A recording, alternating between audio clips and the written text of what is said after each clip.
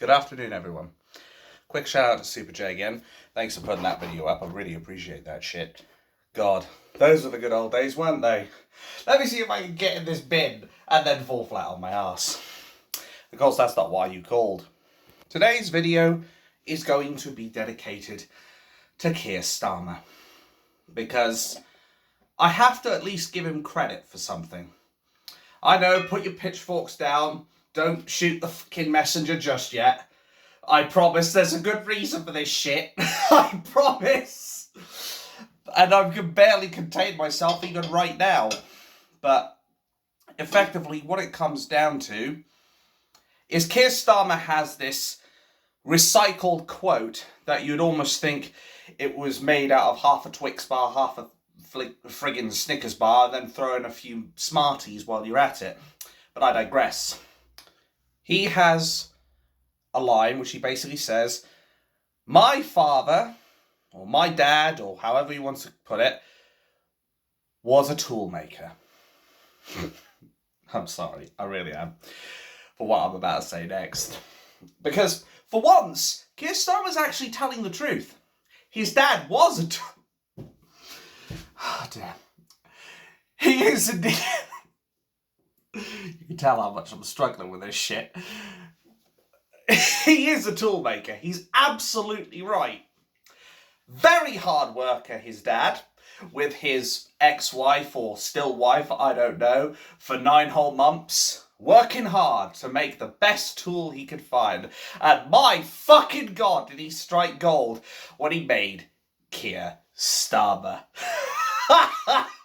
Like, my God, if ever there was a fucking tool that he made, it was Keir Starmer, let's face it. And as I said, it was 9 months in the work. I mean, Christ, he had to have made a spectacular tool for that, and my God, has he. Because let's face it, Keir Starmer is not going to be beneficial for this country in any way, shape or form. As I've said before, he is going to be the Tories, but if you multiply the speed by about 10. Because the man will accelerate us straight into the ravine of hell. So yes, I do agree with Keir Starmer for once, and thank him for at least telling the truth that his dad was a toolmaker because they made him. I know he's not going to like that, and frankly, unlike a lot of people, I don't give a shit, quite frankly. I will call Keir Starmer a tool because that is exactly what he and the rest of the establishment are. A bunch of bloody tools. And a lot of them aren't even fit for the purposes they're cut out for. Including Diane Abbott, who should have been a hammer. But unfortunately, she hasn't really got the flat head, does she? Anyway, they're all a bunch of tools. But Keir Starmer is the biggest one. 100%. And if you think that the Conservative government right now is doing us unforetold damage, you haven't seen anything yet. The mere notion that Keir Starmer is thinking about reopening EU-Britain talks should send chills down your spine. Because last time I checked, back in 2016, there was a split in the vote. I'll grant you that.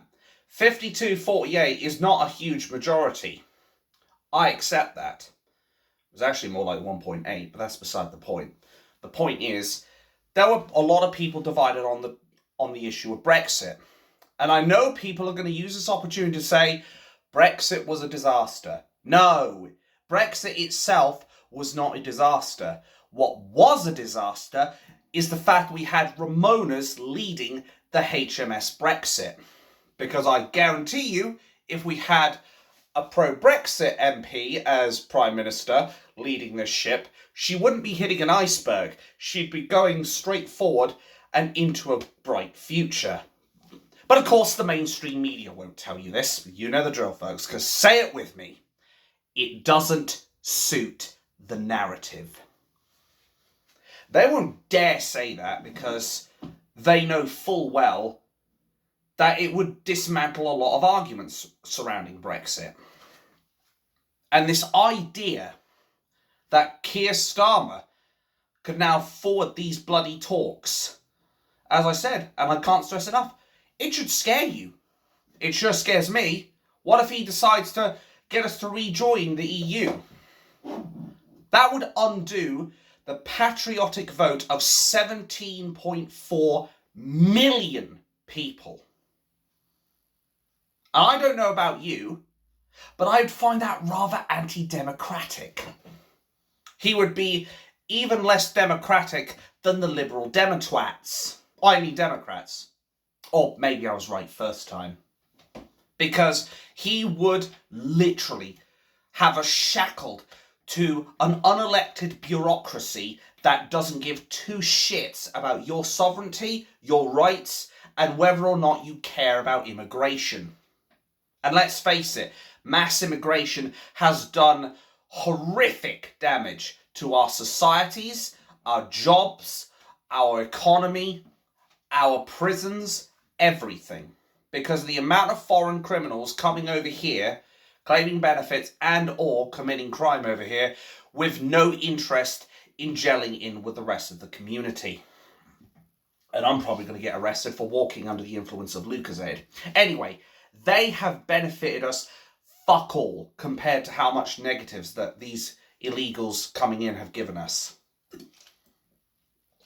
As such, I don't particularly fancy free movement of people like the Liberal Democrats, and I suspect Keir Starmer would want. Obviously the first one, definitely Keir Starmer speculation. Because I don't want my country going to shit, believe it or not. Believe it or not, I want to believe in my country. Believe it or not, I actually still have a vested interest in England. Yes, I'm a little Englander. Or in my case, not a very little Englander.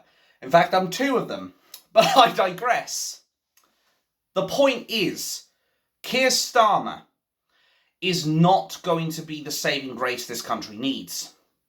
If we want a saving grace, then as loath as I am to say it after all the shit that Nigel Farage has given Tommy Robinson, we need reform. That's the cold, bitter truth.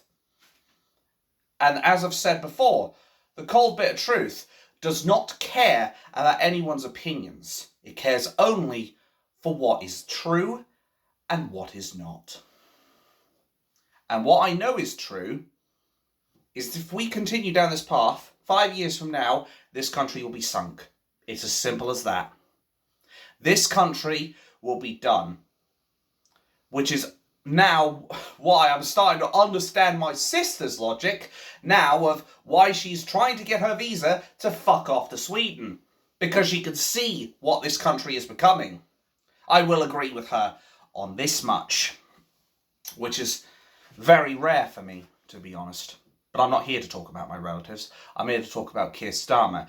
The bottom line is, Keir Starmer is absolutely 100% right, and is one of the very few times when the politicians are actually telling us the bloody truth. Because at the end of the day, Keir Starmer's father may have been a toolmaker, and people may laugh at it, but he is unequivocally telling the truth. Because after all, how on earth would his father be able to create the biggest tool of them all in the form of Keir Starmer?